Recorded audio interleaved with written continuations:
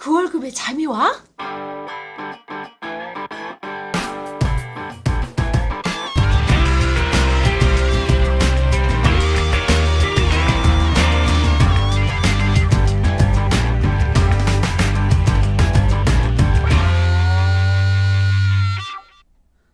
네, 안녕하세요. 그 월급에도 잠이 오게 하는 방송, 맨머니 스토리 TV, 뭉치 양승민입니다. 반갑습니다. 이사님 반갑습니다. 예, 반갑습니다.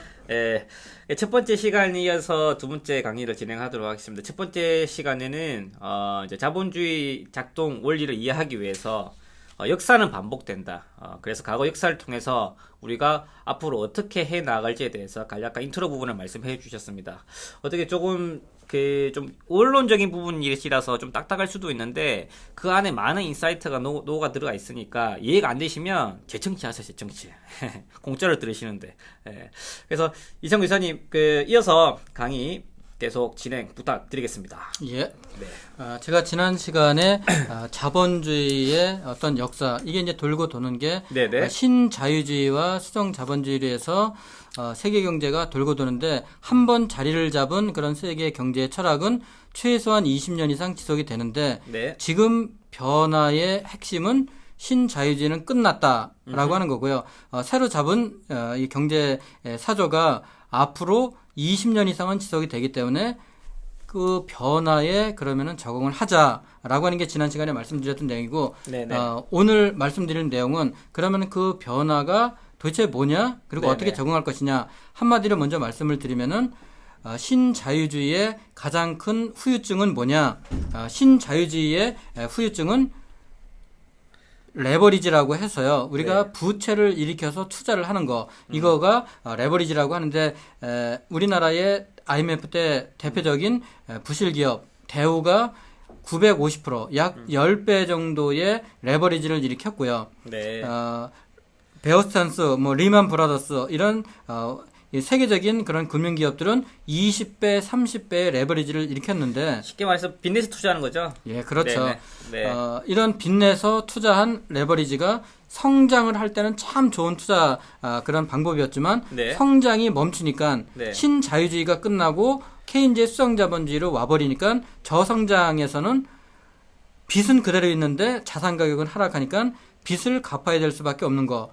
이게 지금의 변화고 그 변화에 어떻게 적응할 것인가. 이게 네네. 오늘 이제 드릴 말씀인데요.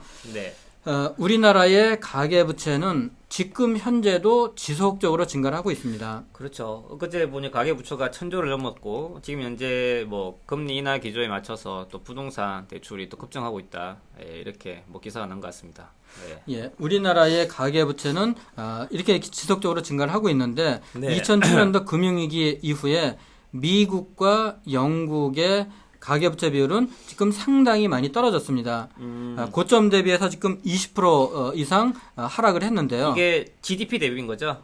네. 가계부채를 기준으로 한 겁니다. 가처분 소득 대비? 예, 그렇습니다. 네. 그러다 보니까 지금 미국과 영국은 경제가 그래도 이제 바닥을 찌면서 올라가고 있다. 이런 이야기를 하고 있는 가장 큰 그런 이유 중에 하나가 미국과 영국이 부채를 상당히 많이 줄여놨다라고 하는 거고요. 네. 근데 반면에 같은 유럽이면서도 대부분의 유럽 국가들은 아직 부채를 줄이지 못했고요. 네, 네. 중국도 부채를 지금 줄이지 못하고 있고, 일본도 부채를 지금 못 줄이고 있고, 네. 우리나라도 부채를 줄이기는커녕 가파르게 부채가 증가하고 있거든요. 네. 이 네네. 그래서 말씀 중에 좀 죄송하지만, 혹시라도 이 강부터 들으시는 분들은, 동영상 파일을, 오디오 파일을 듣지 마시고요. 비디오 파일을 들으세요. 강의안을 지금 동영상으로 띄어서 강의하시기 때문에, 되도록이면 비디오 파일 들으시면 좋을 것 같습니다. 예, 계속 진행하시죠. 예.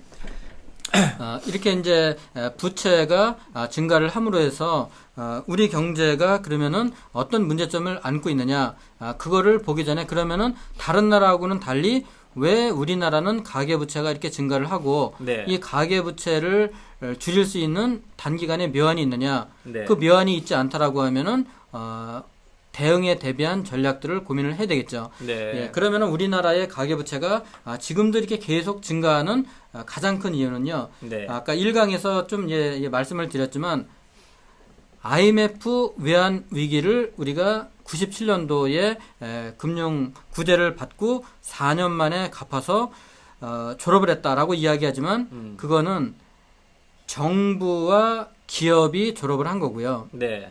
가계의 이 부실은 오히려 기업의 부실이 전이가 됨으로 해서 우리나라 가계부채가 지속적으로 증가하는 그런 첫 번째 이유가 정부와 기업의 부실이 IMF를 겪으면서 가계로 전이가 됐다. 네. 이게 이제 첫 번째 우리나라의 가계부채가 지속적으로 증가하고 있는 첫 번째 이유고요. 네네. 가계부채 근원점을 IMF 때부터 보시는 오고 있으신 거죠? 예, 그렇습니다. 두 번째 이유는요. 이것도 역시 이제 IMF가 원인이 될 수 있을 텐데요. 네. 예전에 우리 선배들은 회사 다니다가 정년퇴직하시거나 또는 중간에 회사 다니다가 그만두시고 조그맣게 슈퍼마켓을 차리시고 네. 빵집도 차리시고 뭐 네. 또는 뭐 치킨집을 차리셔서 아이들 교육시키면서 소박하게 그 창업을 해서 생계를 꾸려 가실 수 있었거든요. 네네. 근데 IMF 외환위기를 겪으면서 우리나라의 경제 규모보다 훨씬 더 많은 그런 자영업자들이 공급이 돼버렸습니다. 뭔가 잘 힘드니까. 그렇죠. 비자발적으로 네. 퇴직하신 분들이 창업을 하게 된 거죠. 네네. 그러니까 우리나라의 적절한 그런 자영업자 수준의 거의 2배에 육박하는 그런 자영업자들이 단기간에 극복이 되다 보니까 네네. 전체적으로 자영업자들이 부실화되고 여기서 부채가 지금도 지속적으로 증가를 하고 있습니다. 네. 세 번째 요인은요. 네. 이 요인도 역시 대표적인 그런 빚내서 투자하는 방식인 레버리지 투자 방식이 부동산에서 전 세계에 우리나라밖에 없는 전세 제도라고 하는 겁니다. 그렇죠. 네.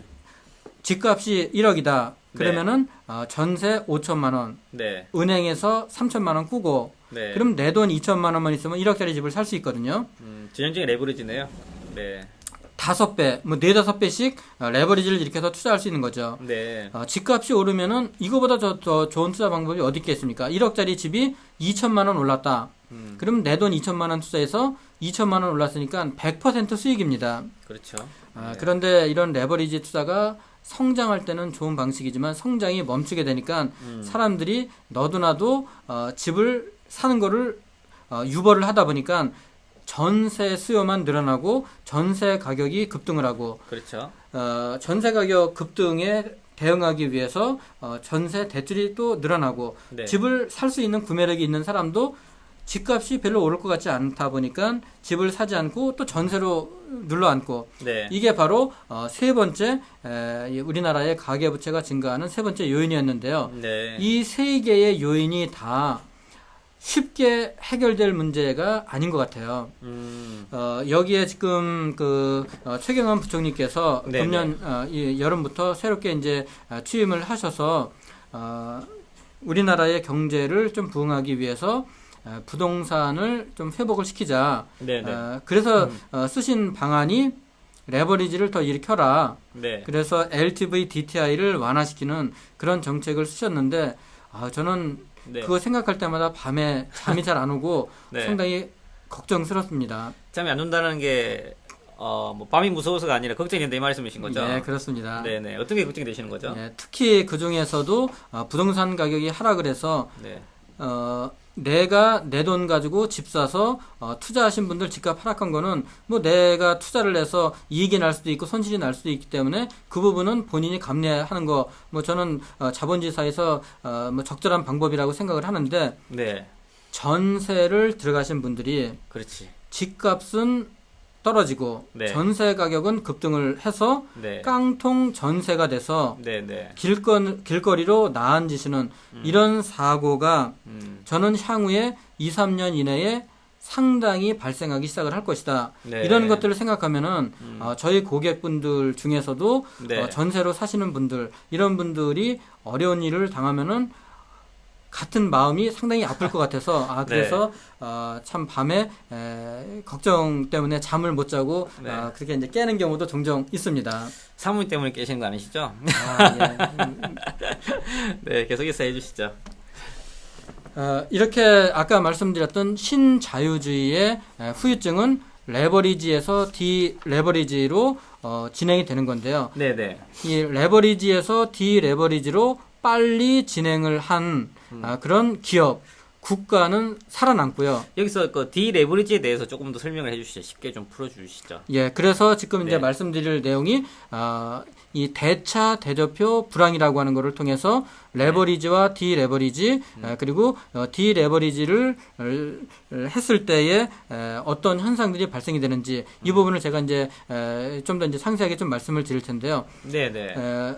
1980년대 중반부터 약 30년 가까이 네. 이런 저성장과 부채 축소에 이런 함정에 빠져 있는 나라가 일본이 있죠. 바로 우리 일본. 옆나라. 네네. 예, 일본이 이렇게 장기간에 걸쳐서 저성장과 자산 가격 하락을 겪으면서 왜 도대체 일본은 이렇게 저성장과 이 자산 가격이 하락을 하느냐 이거를 노무라 경제연구소에서 심층 있게 연구를 하면서 네네.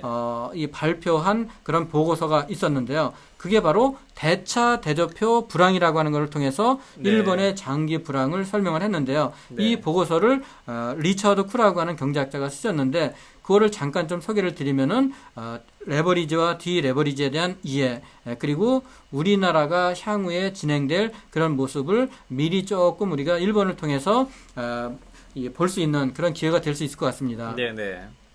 좀 이제 어려운 이야기지만요. 이 대차 대조표라고 하는 거는 우리가 이제 기업에서 차변과 대변은 이 상호 간에 이렇게 일치가 된다라고 하는 건데요. 이게 바로 이제 그러면은 이 대변이라고 하는 거는 기업이 자금을 조달하는 방법이고요. 네. 차변이라고 하는 거는 이렇게 조달한 자금을 가지고 땅도 사고 건물도 사고 물건도 만들고 하는 자금을 운영하는 거를 우리가 이제 차변이라고 이렇게 이야기를 하는데요. 그러면은 먼저 자금을 조달하는 방법은 우리가 크게 두 가지 방법이 있습니다. 하나는 다른 사람한테 돈을 꾸는 방법이 있고요. 네. 또 하나는 동업자들을 규합을 해서 동업자들을 통해서 자금을 조달하는 그런 그렇지. 방법이 있습니다. 네.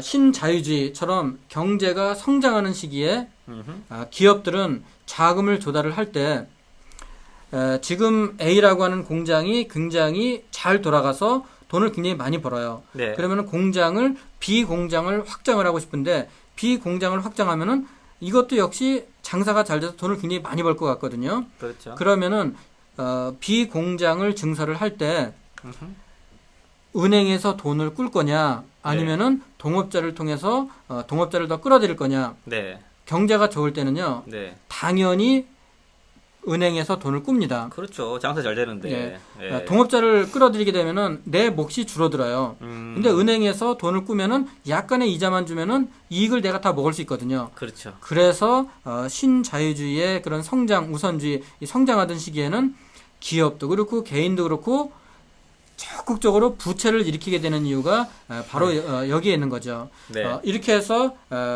이 자금을 조달한 걸 가지고 땅도 사고 건물도 샀는데 신자유주의가 끝나고 성장이 멈추게 되면은 네. 건물의 가격도 떨어지고 땅의 가격도 떨어지고 네. 투자해놨던 주식도 가격이 하락을 하죠.